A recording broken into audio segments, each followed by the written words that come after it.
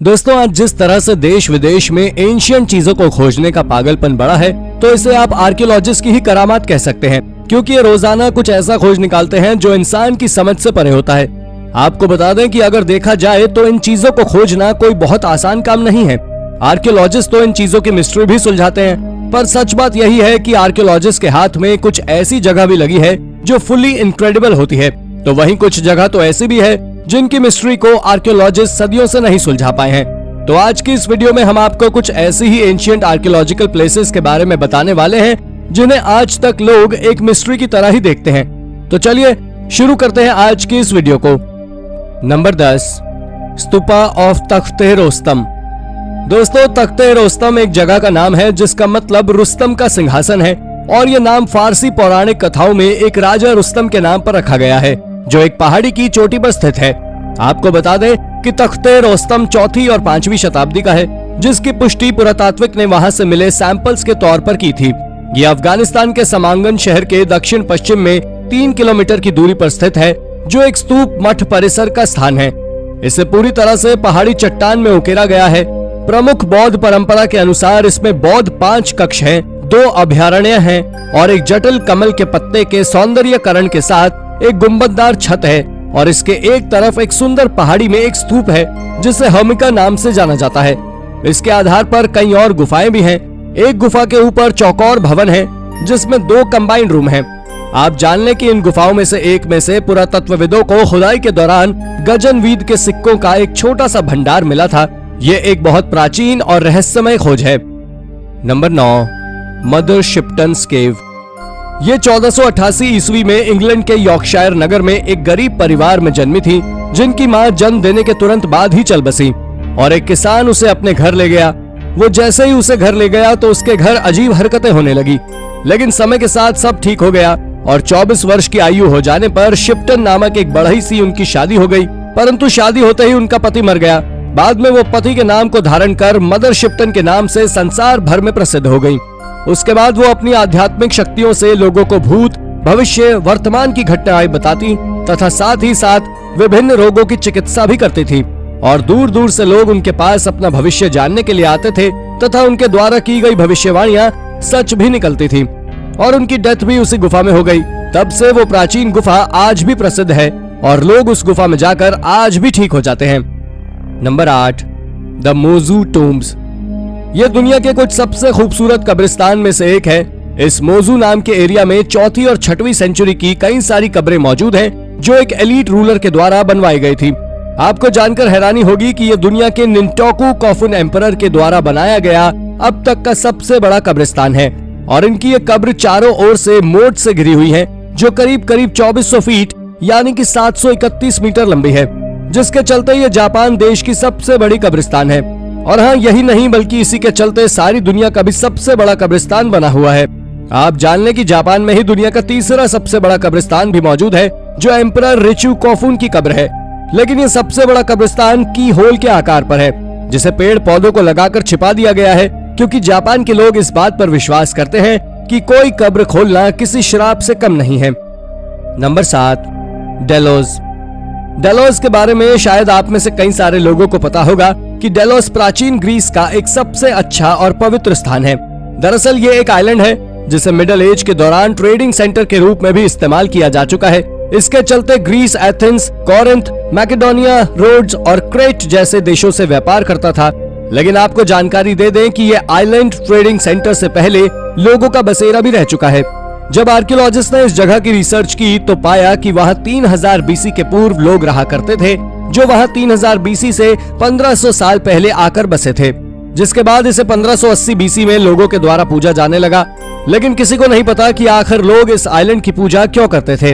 आपको बता दें कि इसके बारे में एक किंवदंती है कि डेलोस आइलैंड पर भगवान अपोलो का जन्म हुआ था, लेकिन सच से सब परे है। यह दुनिया की सबसे रहस्यमय चीजों में से एक है। नंबर 6, डिम्मू बॉगिर। दोस्तों, डिम्मू बॉगिर एक आइसलैंड है जिसे लावा वर्ल्ड के नाम से भी जाना जाता है। आपको बता दें कि बहुत से लोगों का मानना है कि ये अंडरवर्ल्ड का एंट्रेंस गेट भी है। इसका उल्लेख कई प्राचीन किताबों में है और ये आज भी लेक माइवाटन के किनारे पर नॉर्दर्न रीजन कंट्री में मौजूद है। इस आइलैंड पर जो भी सैंड मौजूद है उसे आज वो केवल 2300 साल पहले हुए वोल्केनिक ब्लास्ट के कारण लावा से बनी हुई है। आपको बता दें कि इसके चारों ओर पानी होने के कारण गर्म लावा के पानी के कांटेक्ट में आने से बने कई अजीब और विचित्र जियोलॉजी स्ट्रक्चर देखने को मिलते हैं। इसमें बना सबसे अजीब और सबसे सुंदर रॉक फॉर्मेशन को वहां के लोगों के द्वारा द चर्च नाम से जाना जाता है। लेकिन बहुत से लोगों का मानना है कि इस आइलैंड पर एक चर्च मौजूद था जिसे किसी डेविल के द्वारा तबाह किया गया है और उस आइलैंड पर बनी वो चर्च अंडरवर्ल्ड का एंट्रेंस है। Number 5, altar of Monte d Accoddi. ये बात थोड़ी ज्यादा हैरान करने वाली है कि दुनिया का सबसे पुराना पिरामिड इजिप्ट और साउथ अमेरिका की बजाय यूरोप में है। ये एक कंट्रोवर्शियल पॉइंट है, पर आपको बता दें कि मॉडर्न रिसर्च के अनुसार नॉर्दर्न सार्डिनिया इटली की Monte d Accoddi site neolithic site है, जिसमें एक बहुत विशाल स्टोन प्लेटफॉर्म मौजूद है जो देखने में पिरामिड के निचले भाग की तरह लगता है। और इसी कारण से बहुत से आर्कियोलॉजिस्ट इस बात को स्वीकार कर रहे हैं कि ये एक समय पर पूरा पिरामिड था। ये साइट आज से करीब 6000 साल पुरानी है और ऐसा माना जाता है कि इसे ऑजिरी कल्चर द्वारा बनाया गया था। ये स्टोन प्लेटफॉर्म 40 फीट लंबा और 25 फीट चौड़ा है, लेकिन आखिर ये क्या चीज है ये आज तक कोई पता नहीं लगा पाया है। इसके ऊपर दशकों में आर्कियोलॉजिस्ट ने हजारों दावे किए हैं, पर सच्चाई से सब आज भी अनजान हैं। Number 4, Eggers bog. दोस्तों, आज टेक्नोलॉजी इतनी ज्यादा आगे बढ़ चुकी है कि ये जमीन के अंदर दबी चीजों को खोजने में भी सक्षम है और इसी के चलते साल 2014 के सितंबर महीने में कॉशर डेनमार्क में एक ऐसी ही डिस्कवरी की गई थी जिसमें ड्रोन की मदद ली गई थी। दरअसल इस डिस्कवरी के दौरान आर्कियोलॉजिस्ट ने वाइकिंग एरा का पूरा एक रिंग शेप में बना फोर्ट्रेस खोजा था और ये कितना ज्यादा अनोखा है इसका अंदाजा आप इसी बात से लगा सकते हैं कि दुनिया भर में अब तक केवल इस प्रकार के 7 फोर्ट्रेस ही खोजे गए हैं जिन्हें ट्रेलेबॉग फोर्ट्रेसेस के नाम से जाना जाता है। जब इस पर रिसर्च की गई तो आर्कियोलॉजिस्ट ने इस बात का खुलासा किया कि ये फोर्ट्रेस करीब 10वीं शताब्दी में किंग हराल्ड ब्लूटूथ के द्वारा बनाया गया था, जिसमें कई सारे फीचर्स बहुत अजीब हैं। इस सर्कुलर रिंग के चारों ओर से बाहर निकलने के द्वार मौजूद थे जिन्हें एक साजिश के चलते जला दिया गया था और उसी समय वहां रहने वाले कल्चर का अंत भी हो गया था। नंबर 3, बगान। ये साउथ ईस्ट एशिया की सबसे मशहूर सिटीज में है क्योंकि ये सिटी इतिहास में जुड़ी हुई है। आपको बता दें कि बगान में लगभग खड़े 2000 से अधिक मंदिर के अवशेष हैं जो एक बार 11वीं से 13वीं शताब्दी ईसा पूर्व के हैं और वो मूर्ति पूजक साम्राज्य के उदय में वहां खड़े किए गए थे। वो मंदिर बगान की असामान्य समृद्धि की बात करते हैं।